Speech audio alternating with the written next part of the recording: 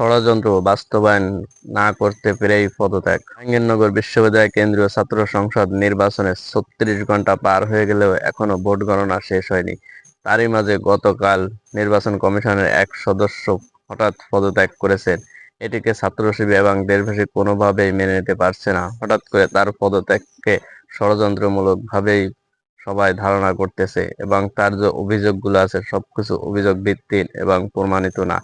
তাই তিনি হঠাৎ করে পদত্যাগ করাকেই সবাই ভাবতেছে এটাকে একটি ষড়যন্ত্রমূলক এবং সেই ষড়যন্ত্র বাস্তবায়ন করতে না পেরেই এমনটাই পদত্যাগ করেছেন। তাই ডাকসু প্রশাসন এবং নির্বাচন কমিশনকে খুব দ্রুতই নির্বাচনের ফলাফল ঘোষণা করা উচিত। অন্যথায় অনেক ধরনের বড় কিছু হয়ে যেতে পারে। ছাত্র শিবির এবং ছাত্রদল মুখোমুখি অবস্থান করতেছে। তাই এর দায় কোনোভাবেই নির্বাচন এড়াতে পারবে না। তাই নির্বাচন কমিশনারের উচিত খুব দ্রুত ফল ঘোষণা করা। ধন্যবাদ।